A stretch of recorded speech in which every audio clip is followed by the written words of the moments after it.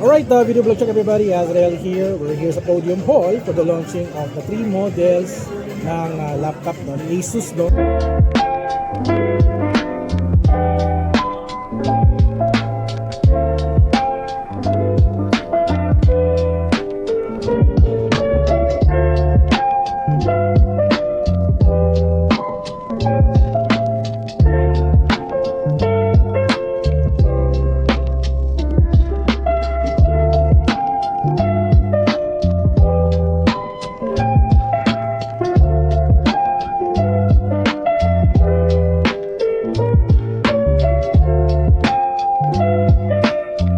So si Asus, nag-launch sila ng bagong 2026 edition ng Asus ZenBook Duo tsaka ng ZenBook S14 at S16 at tsaka yung ZenBook A16. So let's check it out, yo. Let's do a hands-on test dahil itong mga price nito sa 100,000 plus, no? At very exciting, parang range of 120 to 140, talagang bombshell. Powerful performance, good for multitasking, and also yung kanyang design is very astig, no? This is the ZenBook Duo. It's a dual screen laptop. Actually, pwede bang ikabit yung keyboard, magnetic laptop na siya. And also I can remove the keyboard. Tayo ko lang to and natanggalin ko yung keyboard at meron akong second panel, you know, for this ZenBook Duo laptop. Napakaganda. Hindi ko alam kung aanin ko itong second screen na to. But if you're a user multitasker, you can add some window here for your creativity work, or pwede ka nagtatrabaho and then you're watching a YouTube video. Pwede rin yun. At habang nag-keyboard ka, nag-type ka, nakaupo ka sa toilet, di ba? Parang gano'n. There's just an idea for that. Well, let's do the hands-on test. Maybe let's try first this is Asus ZenBook Duo. Ayan, from Asus Philippines. Alright, let's do this. 25 model. Ito yung Luma 2025 Yes. model. Anong difference niya for last year from this year? Well, in terms of physical aspects, sir, meron tayong improved na hinge. Yung hinge niya. Parang iba yung style niya to, no? Yes, sir. Actually. Compared to sa 2026 edition. Yes, sir. Actually, mas sakal na yung hinge natin. Oo. Hindi na siya mukhang hinge. Ay, oo Ito nga. kasi Oo, may kita-kita actual parang lumang laptop style, no? hinge. Yes, sir. Parang, okay. Another thing is the Ceraluminum material. Material na ginamit. Yes, this one kasi is metal. That one is Ceraluminum. Ceraluminum. Try to just feel. Very smooth. Very smooth siya. Parang graphite style or thing, Yes, you know? Yes, sir. Precisely. Meron na rin siyang feature na scratch resistant, Scratch resistant. and smudge free na rin. Question, no? So, dalawa yung screen, no? Okay. Ano yung pwede kong gawin dito sa side? Parang, can I add a window here? Yes, sir. Up to 4 windows yung available na dito sa baba. And then, ang maganda dito, Touchscreen pa. Yes, per se, for example, you're trying to create something, but you want to use a keyboard, but you don't have this one. Oo. You just simply press it with your 3 fingers. Tapos lalabas na yung keyboard. Digital keyboard. Ay, nice, Yes. With the same layout. Same as layout. normal. Oo. Ginawang digital lang. Yes po. And then, if you want to put it in a half, Nice. Galing, ha? and then scroll down pa to just release. So, pwede ba yung, for example, I'm working here, tapos nanonood ako ng video dito? Yes sir, pwede po actually. Pwede po kayong magbukas na isa dito sa baba. Ayan, say touchscreen pala, no? Nice. Ayun, meron siyang yung screen, Ayun. Full screen na siya. Yes, pwede mo siyang i-focus lang sa taas, pwede sa baba, and then pwedeng buo. So parang you're like reading a newspaper outside.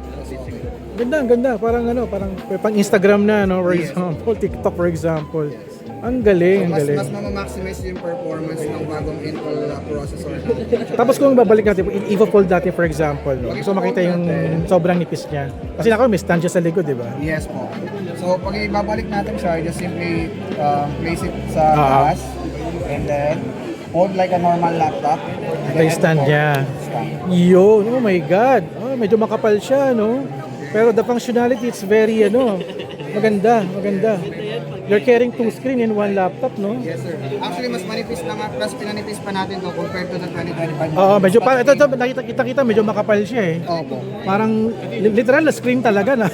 Yes. Ito talaga very manifest paki-open niya ulit. Ayan, napakagaan, grabe. So Oh. with 2026 model, you get a thinner laptop, a thinner version of 2025 plus a bigger battery life. So mas manipis pero mas malaki. So ito, pag kinabit mo ito, automatic nagcha-charge to. Yes, sir. So Hanggat may battery yung laptop, you'll get the full charge. full charge yung ano. Kapag naka-attach mo siya. So this one is Windows 11 Home. Yes. Ano na, Intel Core Ultra 9, Intel AI Boost, 50 tops, 32 GB of RAM, and 1 TB of storage SSD, dual 14K, oh my god, OLED, oh my god, Mother Gray ang kanyang, isang color lang to, Meron po tayo, yes, for now isang color. isang color lang, Mother Gray, no? Grabe. Alright, thank you sir, thank you for that demo. Galing, grabe. Balik mo ulit, dalawang screen tayo. Dalawang screen, okay. Lagay ka lang dyan. Ganun siya kadali. Kasi dumo ko kanina, kala ko may kiniklip pa eh, nakamagnet lang pala siya. Magnet lang po. Yun. Then, And that's it. ZenBook Duo 2026. Alright.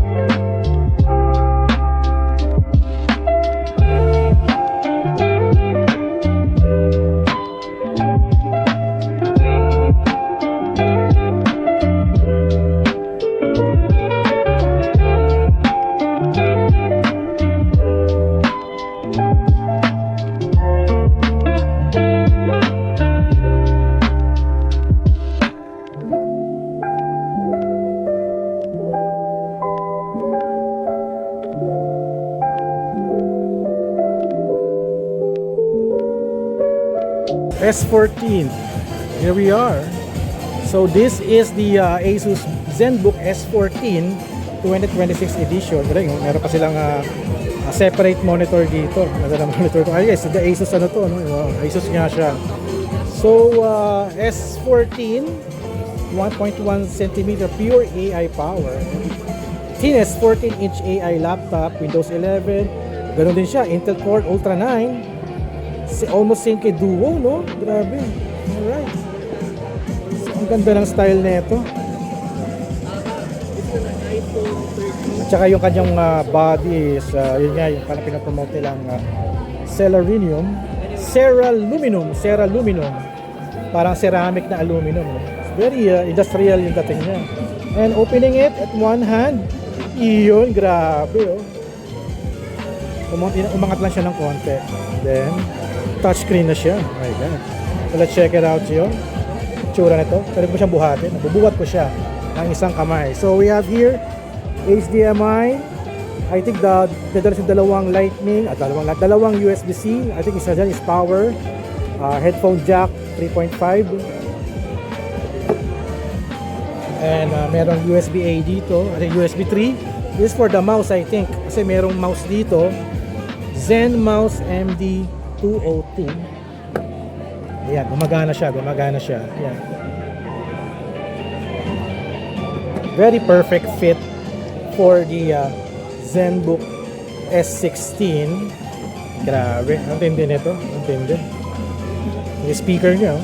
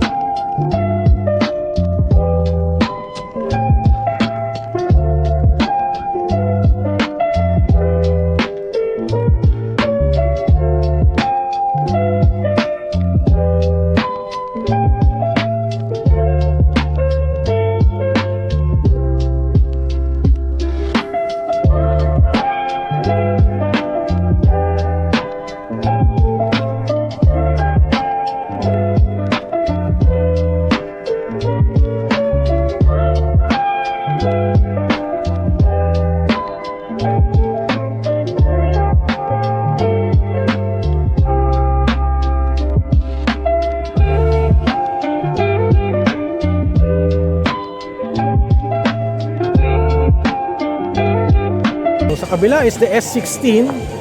Mas bigger siya kasi 14 inches. Ito naman 16 inches. Ito yung pinakang bet ko dito kasi mas malaki siya. AMD Ryzen ang kanyang para sa siyang AMD, no? So yung S14 is Intel. Ito naman AMD Ryzen A19. Radeon Graphics 32, 1TB, 16, tsaka OLED na rin din siya. Napakaganda naman ito, napakalaki. 16 inches, pag-estrado natin. Oh my god, Sierra aluminum din to, no? Yes, ganda ng kulay niya. Ganda ng kulay. 1.1 cm, pure AI power, at opening it at one hand. Oh my god, ang ganda, grabe. For gaming, pwede to, no? And also, touchscreen din siya. And let's check out the body. Grabe, ang gaan ito, no? HDMI, dalawang Type-C, 3.5, ayan. And there's the, ano to, card reader ba to? At saka, USB 3.0. Napakaganda na ito. S16. Very thin. Ito yung pinakang bet ko. Mas malaki, mas malaki. Mas magaan. Oh my god. Sobrang gaan, no? Grabe naman. So, may injured pa yung kamay ko, ha? Nabubuhat pa ito. Ganda, grabe. Ganda rin ang color niya. The color is Scandinavian white. Yan ang kanilang color. Alright. Thank you.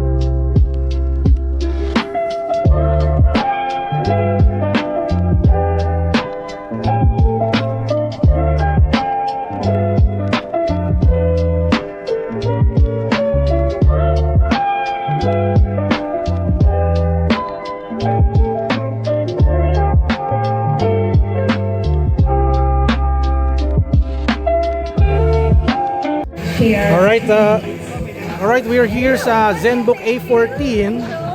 The Lightyeast 14 is, oh my god, Lightyeast 14-inch AI laptop. Grabe, napakagaan naman ito. Parang magazine yung dala ko, no? 899 grams, grabe, bigat pa yung drone ko dito eh. Grabe, napakagaan. Oh, 3 fingers lang. Kahit na 2 fingers lang to kaya. 2 fingers lang. 2 fingers. Grabe. Ang ganda nito, grabe. So, Windows 11, Snapdragon X X126, Adreno, 16GB of RAM, 1TB of SSD, 14 inches. Pero IPS siya, hindi siya OLED. It's Zabriskie Beige yung color niya. Grabing gaan. Grabing gaan. Grabe. Sobrang gaan. Mga mangha ko dito. Ang ganda. And one hand, open natin. Iyon, no? Grabe. Tsaka touchscreen to eh. Ay, hindi. Hindi siya touchscreen eh, no? Hindi siya touchscreen pala, no? Okay. Hindi siya touchscreen. So, traditional style siya. Oh my God! Seryoso yan! Na-flex sa atin, ganun siya kagaan. Diba? Galing, grabe. Thank you.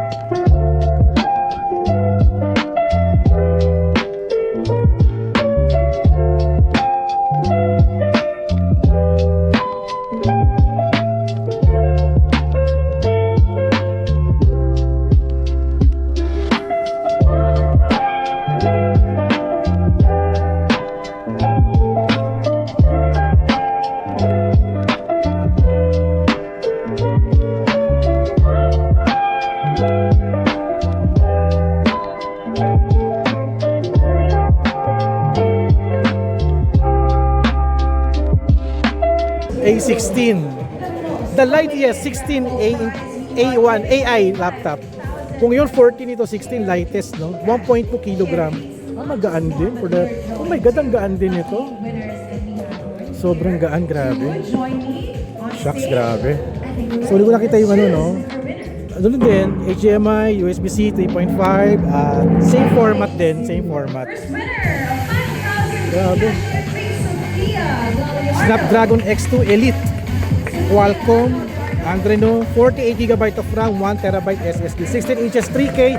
This is OLED na rin din pala. Touchscreen ba to? Hindi siya touchscreen, hindi siya touchscreen. Hindi siya touchscreen. Rado natin to. Check natin yung weight niya. Grabe, ang gaan. Sobrang gaan. Matindi, matindi, matindi. And open natin. In one hand. Yun, no? Hindi umaangat yung puwet.